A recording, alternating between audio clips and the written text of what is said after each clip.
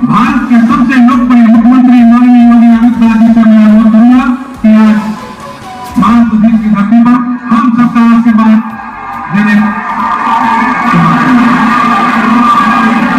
भारत माता की, भारत माता की, भारत माता की, वंदे वंदे वंदे।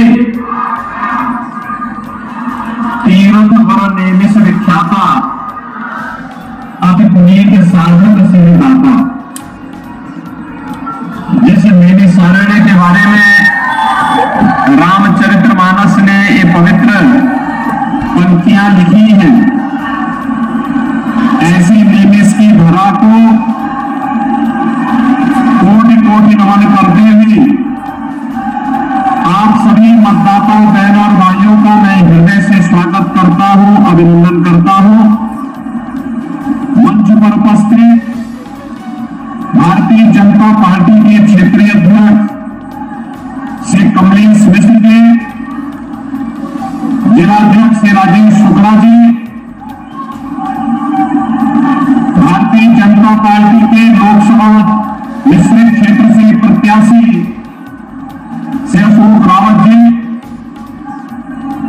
हमारे लोकप्रिय विधायक श्री रामकृष्ण भार्गव जी, आशीष सिंह दासू जी, श्रीमती अलकार कौंसी जी, श्री पवन सिंह चौहान जी, जिला पंचायत अध्यक्ष श्रीमती सरदार सागर जी, प्रवासी विधायक श्री श्याम धनी राई जी, आज के इस कार्यक्रम में उपस्थित पूज्य संत स्वामी विद्या चैतन्य जी, स्वामी देवेंद्रानंद सरस्वती जी, महंत नारायण दास जी, महंत संतोष दास जी, अन्य सभी पूज्य संतजन, भारतीय जनता पार्टी के सभी पदाधिकारीगण और भारी संख्या में उपस्थित मिश्रित लोकसभा क्षेत्र से जुड़े हुए सभी बहनों भाइयों, आज मुझे एक बार फिर से भारत की सनातन आस्था का प्रतीक, भारत के वैदिक ज्ञान की परंपरा को धरोहर के रूप में हम सबको प्रदान करने वाली पावन धरा मां ललिता के इस पावन भूमि पर, जिसे महर्षि दधीचि ने अपनी हड्डियां दान करके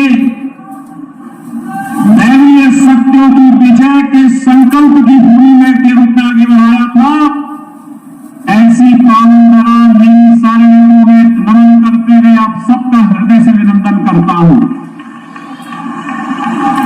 बहनों और भाइयों, ये नैमिष का ही महत्व है कि आज दुनिया जनपद सीतापुर और उत्तर प्रदेश की तरफ देख रही है। जब भी कोई राम के अस्तित्व को नकारने का प्रयास करता है, तो नैमिष सामने आ खड़ा होता अपने प्रमाणों के साथ कि मेरे पास शास्त्रीय प्रमाण है, मैं तुम्हें प्रमाण देता हूं। तुम्हारी दूषित बुद्धि राम के अस्तित्व को, कृष्ण के अस्तित्व को नकारेगी, लेकिन मेरे प्रमाण अकाट्य हैं, इसको कोई नकार नहीं सकता है। यह साहस केवल नैमिषारण्य की धरती कह सकती है। बहनों और भाइयों, एक फैशन सा बन गया है भारत की सनातन संस्कृति को गाली देने की, भारत की ईश्वरीय सत्ता को चुनौती देने की, प्रभु राम और प्रभु कृष्ण के अस्तित्व को चुनौती देने की। और इसके बारे में तो मैं केवल यही कहूंगा कि विनाश काले विपरीत बुद्धि,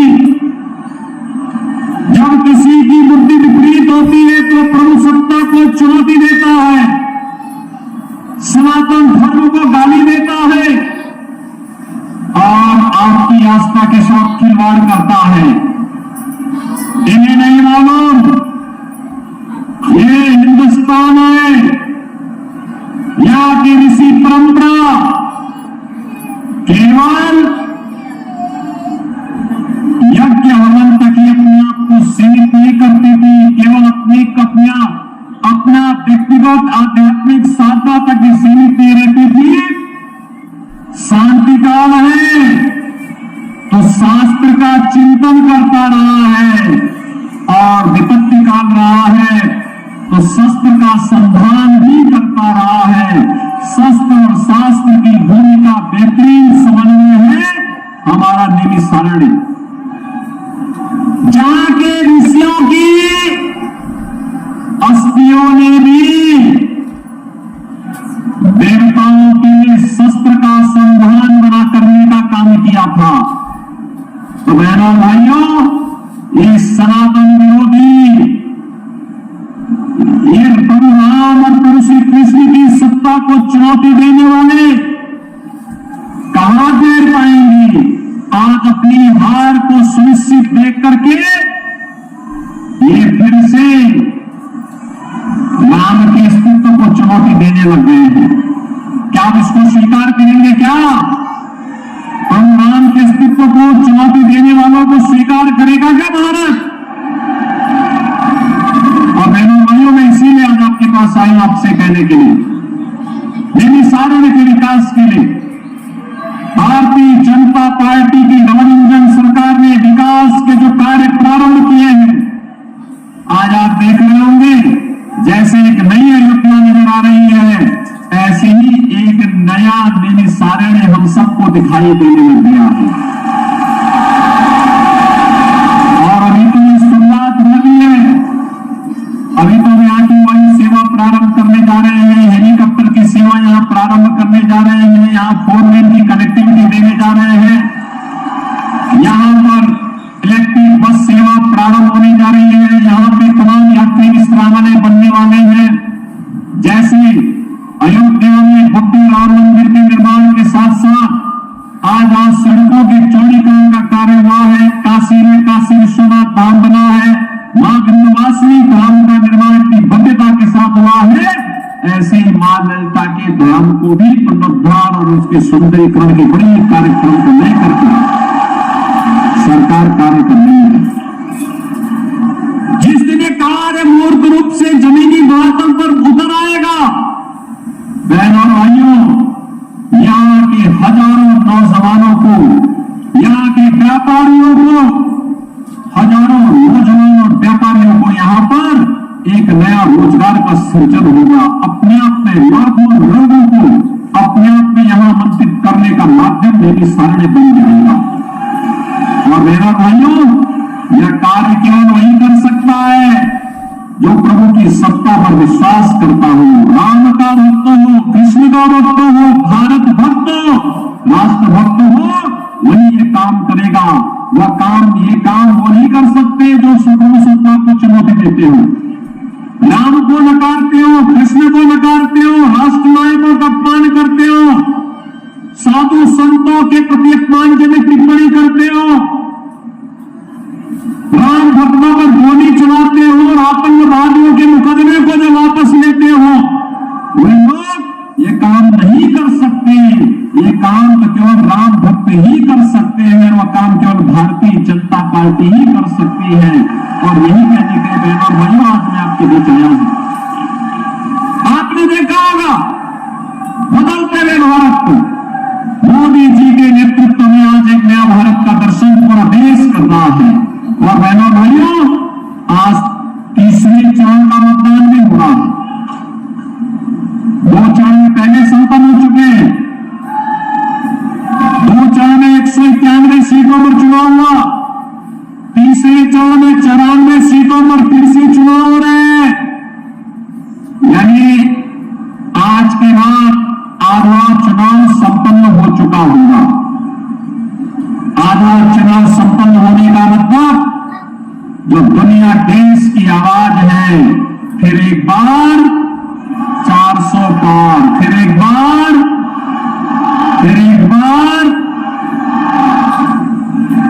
ये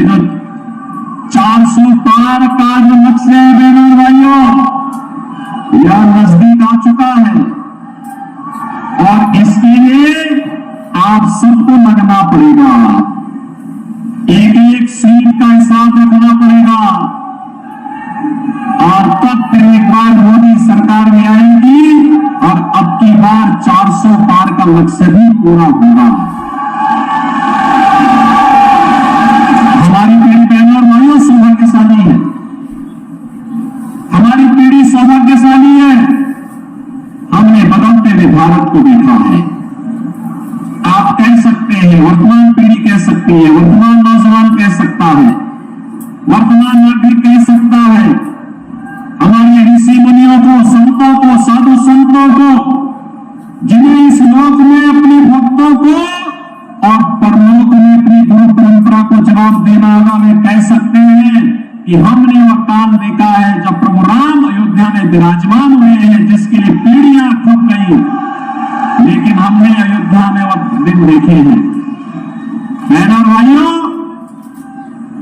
हमने से हर व्यक्ति कह सकता हमने बदलते हुए भारत को देखा है, जिस भारत ने दुनिया के अंदर अपना सम्मान बनाया है, जिस भारत की सीमाएं सुरक्षित हुई है, जहां आतंकवाद के सामने घुटना सरकार नहीं टेकती, बल्कि आतंकवाद को नेस्तनाबूद करके हमेशा के लिए उसकी राम नाम सत्य है कि यात्रा निकालने का जज्बा जिस सरकार में रहा हो। हमने उस सरकार को देखा है जिसने भारत विरोधी में सभी प्रावधान समाप्त की, चाहे वह धारा 370 का मामला हो, चाहे वह इस देश के अंदर आतंकवाद और नक्सलवाद की जंग जहां भी खड़ी रही, उस विषबेल को नष्ट करने के लिए भारतीय जनता पार्टी के नेतृत्व की मोदी जी की सरकार ने वे सारे उपाय आने वाली पीढ़ी के भविष्य के लिए कर दिए हैं। हमने उस भारत को देखा है जिसमें हाईवे वर्ल्ड क्लास के बन गए, जिसमें एक्सप्रेस वे बन गए, जिसमें रेलवे और मेट्रो का बेहतरीन कार्य हो रहा है, जिसमें वर्ल्ड स्टीफन मेडिकल कॉलेज का निर्माण हो रहा है, जहां IIT, IIM, AIIMS, IIIT, NIT, world class university, world Stephen medical college, हर घर मन की योजना लागू हो रही है। और हमने उस भारत को देखा है जिस भारत में 80 करोड़ लोग राशन की सुविधा का फ्री में लाभ प्राप्त करते हैं।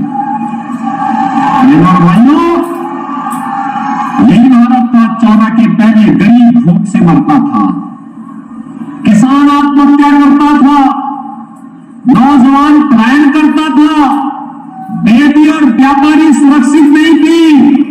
2014 के बाद मोदी जी के नेतृत्व में कितना परिवर्तन हुआ है। 80 करोड़ लोग फ्री में राशन की सुविधा का लाभ प्राप्त कर रहे हैं। 60 करोड़ लोगों को आयुष्मान भारत में 5 लाख रुपए की स्वास्थ्य बीमा का कार्ड मिल चुका है। हर साल 5 लाख रुपए की फ्री में दवा करा सकते हैं। और बहनों और भाइयों, 50 करोड़ गरीबों के लिए जनधन अकाउंट खुल गए। पैसा दिल्ली या लखनऊ से जाएगा, सीधे उसके खाते में जाएगा, बीच में कोई मध्यस्थ नहीं रहेगा। गरीब का पैसा गरीब के पास जाएगा। बहनों और भाइयों, 12 करोड़ किसान सम्मान निधि का लाभ प्राप्त कर रहा है। 12 करोड़ घरों में शौचालय बन गए और सर्वाधिक शौचालय बनने वाले जनपदों में से आपका सीतापुर है, जहां के गरीबों का सर्वाधिक शौचालय बने। 10 करोड़ गरीबों के घर में उज्ज्वला योजना का सिलेंडर पहुंच गया है। सर्वाधिक सिलेंडर आपके सीतापुर जनपद में आए। 4 करोड़ घर बन गए, जिनमें से 2 लाख घर तो केवल आपके सीतापुर जनपद में मिले हैं। बहनों और भाइयों, मैं इसीलिए आपके पास आया आपसे कहने के लिए, मोदी जी ने कहा है जितने लोग बचे हैं, जिनके घर में सिलेंडर नहीं, उनको आश्वस्त कर दो कि इसके बाद चुनाव के बाद उनको 100% जिनके पास घर अभी भी नहीं मिल पाया है उसको घर मिलेगा। राशन की सुविधा आगे भी 5 वर्ष तक निरंतर जारी रहेगी। मोदी जी ने इन सभी चीजों के लिए आपको आश्वस्त कर दिया है। और इसलिए बहनों और भाइयों, आज मैं आपके पास आया हूं। ये परिवर्तन तब आया है जब आपका एक वोट मोदी जी के समर्थन में कमल चुनाव चिन्ह पर गया है। जब यही वोट कांग्रेस के हाथ पर जाता था, समाजवादी पार्टी की साइकिल पर जाता था, तो अयोध्या में राम जन्मभूमि पर आतंकी हमला होता था, काशी में संकट मोचन मंदिर पर हमला होता था। आज देखो मंगलवार का दिन है और संकट मोचन मंदिर पर लोगों ने समाजवादी पार्टी की सरकार के समय में आतंकी हमला करवाया था। तब बहनों वालों, रामपुर में सीआरपीएफ कैंप में हमला हुआ था, अयोध्या, लखनऊ, वाराणसी की कचौड़ियों पर हमला हुआ था। ये तो मुलायम सिंह जी की समाजवादी पार्टी की सरकार के समय, और बहनों भाइयों उसके बाद जब अखिलेश यादव आए, इन्होंने इन आतंकवादियों के मुकदमों को वापस लेने का कुछ प्रयास किया था। यानी हिंदुओं पर झूठे मुकदमे, राम भक्तों पर झूठे मुकदमे और आतंकवादियों के मुकदमों को ये वापस लेते थे। कभी भी शर्म नहीं आती थी इन लोगों पर, कभी भी शर्म नहीं आती थी इन लोगों को। और यही कहने के लिए लोग आए जो आतंकवाद के समर्थक हो, राम के द्रोही हो, वे जो माफिया और अपराधियों को शागिर्द हो। आपने देखा होगा परम राम भक्त प्रदेश के विकास के लिए और प्रयास करने वाले कल्याण सिंह जी की मृत्यु हुई, समाजवादी पार्टी ने एक भी शब्द संवेदना की नहीं व्यक्त की। लेकिन बहनों और भाइयों, अभी एक माफिया की मौत हुई थी, उस माफिया के मरने पर फतिया पड़ने के लिए समाजवादी पार्टी के लोग उसके घर में गए थे। ये राम भक्तों के विरोधी है, ये माफियाओं के समर्थक हैं, ये राम भक्तों पर गोली चलाते हैं और आतंकवादियों के मुकदमों को वापस लेते हैं। इन लोगों से बदला लेने का समय है ये महापर्व चुनाव। अपना एक एक वोट ऐसा ठोकिए, ऐसा लगाइए कि ये आतंकवाद समर्थक हमेशा के लिए भारत की चुनाव की प्रक्रिया से गायब हो जाए, वो आपके चुनाव से लड़ने का हिम्मत न करने पाए। सहमत है? सहमत है? बहनों भाइयों, ये चुनाव नहीं है, ये चुनाव है नए भारत को आत्मनिर्भर और विकसित भारत बनाने का। आत्मनिर्भर और विकसित भारत बनाएंगे। आत्मनिर्भर भारत का मतलब हर नौजवान आत्मनिर्भर, उसके हाथ को रोजगार होगा, हर व्यापारी आत्मनिर्भर, हर महिला आत्मनिर्भर, हर अन्नदाता किसान आत्मनिर्भर। और आत्मनिर्भरता के इस लक्ष्य को प्राप्त करने के लिए बहनों और भाइयों, मोदी जी का तीसरी बार प्रधानमंत्री बनना आवश्यक है। सहमत है? और मोदी जी को प्रधानमंत्री तीसरी बार बनाना है, अब की बार 400 पार का लक्ष्य प्राप्त करना है, तो बहनों और भाइयों, अशोक रावत को यहां से भारी बहुमत से विजयी बना के भेजना होगा। ये कांग्रेस और सपा का गठबंधन के जो प्रत्याशी इनकी जमानत जब्त करेंगे ना, सहमत है? करेंगे तो कमल चुनाव चिन्ह पर आपको वोट देना होगा। सहमत है ना? दूसरा, घर घर में मोदी जी का संदेश पहुंचाना होगा। और पहुंचाना क्या होगा? विकसित भारत के लिए आस्था का सम्मान करने के लिए, गरीब कल्याण के लिए, सुरक्षा और समृद्धि के लिए कमल आवश्यक है। कमल चुनाव चिन्ह आवश्यक है। Dada is incomplete without the buns, and there is no